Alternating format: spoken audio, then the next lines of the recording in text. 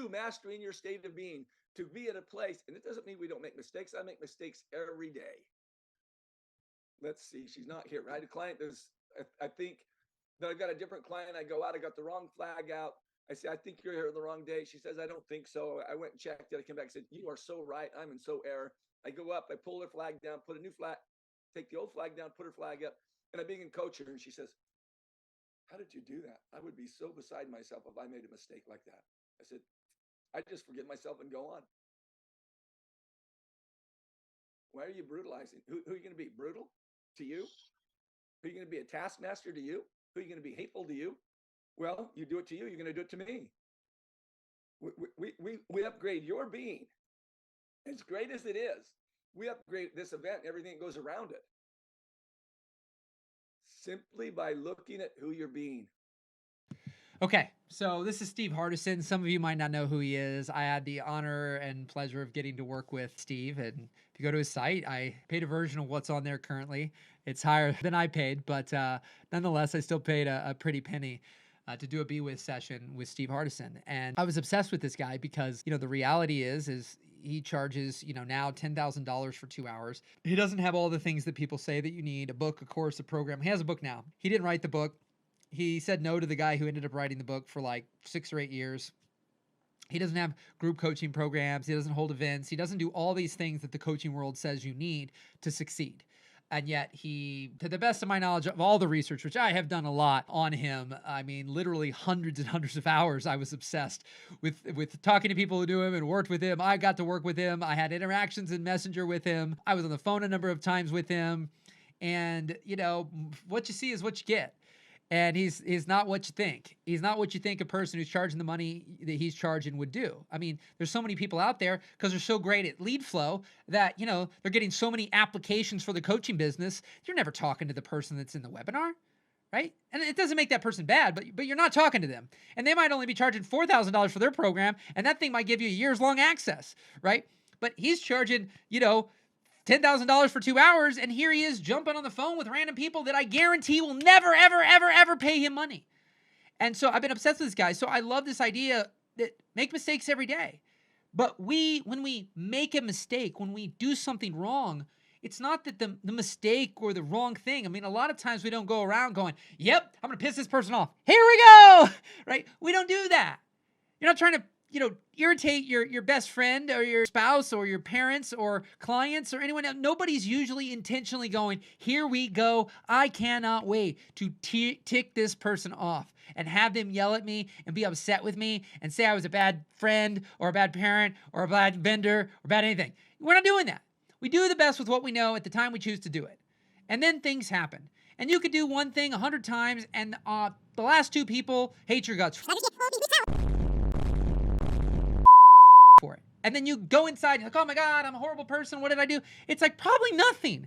Those people might have had a bad day, right? Who knows what happened? But you do enough things, you're bound to run into something to happen that's less than ideal than the normal.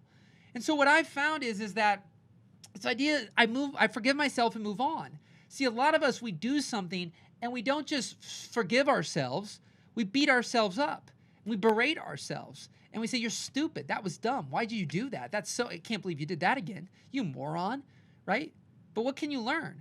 I look at life as rather than winning or losing, but rather winning or learning.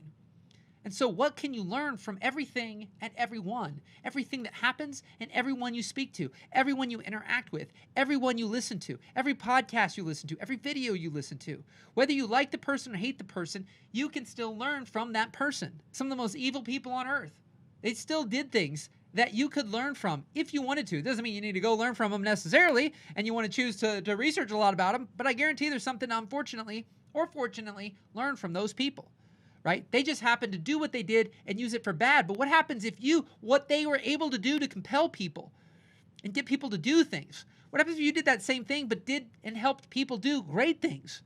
So there's obviously a lesson to be learned. So this idea that, make mistakes, learn from them, learn the lesson. Sometimes it's hard to see the lesson in the moment, but there's typically always something to learn if you just give yourself space and grace.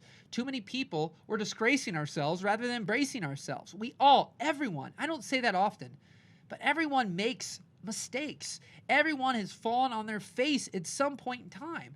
Even if they want to believe and maybe don't want to think that the only time they did it was when they were a little baby and they fell on their face when they were crawling, right? But we've all made mistakes. We've all done things we maybe wished at times we wouldn't have done. But there's times I'll never forget. I went in to get a quarter raise at a job I had at a beer distributor when I was 17, 18 years old. I worked there from the age of 12 to like 18, 19. And there were people coming in who just worked at college over winter, for like a few weeks and a Christmas break. And they were getting like $9.25 an hour. And I was getting like $6.25 or $6 an hour. And then they reached a point where I would do certain tasks and I get like $6.25 an hour. And then other times they give me $9. And I just wanted a quarter. I just wanted to consistently get a quarter and they wouldn't give it to me. Well, I always say the quarter, but I think another part of it is I wanted to consistently not only get the quarter, but I wanted to get paid what these other people were getting paid. And there was a bunch of semantics. I'm surprised I was even able to work there, but I didn't get it. The bottom line, whether it was getting the same amount all the time or getting the quarter more, I didn't get it. And at the time it hurt. At the time, I was like, I poured into this company for the last 6 years, and I can't believe they won't treat me equally, or they won't do this or that. It was disappointing. It was discouraging. It was upsetting. But of course, I can look back now, and maybe that's just me being optimistic or Pollyanna. But the reality is, not that that would have been bad if that's what I would have ended up doing, but I'm so grateful that they didn't give me that. I have so many lessons I've learned, so many people I've been able to help, and so many adventures I've been able to go on that I would have never gone on. I would have had different adventures, and they wouldn't have necessarily been, it's not better or worse, but it would have been different.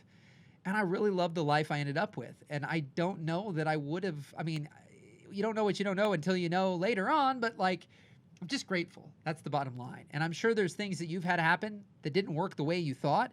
My dad used to make French toast a certain way all the time. And then he screwed up and he was mad at himself in the moment before it finished because of what he did and the mistake he made. And then after that, the French toast came out better than they've ever come out before. And now he makes the French toast wrong every single time he makes the French toast. So give yourself the space and grace to look and go, is this actually a bad thing? Or is there something to learn? Do I need to beat myself up? Is that really necessary? So, God dang, I am on a roll. Depending on what release schedule these get, this is like the 6th or 7th video in a row that I've recorded, and I'm really loving it, really having a blast. I hope you're enjoying these videos as much as I'm enjoying recording them, and I hope you feel that. Because Michael Gavin, the Mind Mechanic, here to tune up your heart, your mind, one at a time so your dreams don't die, and your heart, your head, or your hard drive, helping you become the mechanic of your mind. So rock and roll, leave a comment, like, subscribe. Let me know if there's a video or there's something that you have a question about, because I'd love to get feedback that helps improve these videos, improve the message, make the message clear, because if I can bring you clarity, it's everything. It's everything. So rock and roll, my friend. Sending you tons of love. We'll talk soon. Take care.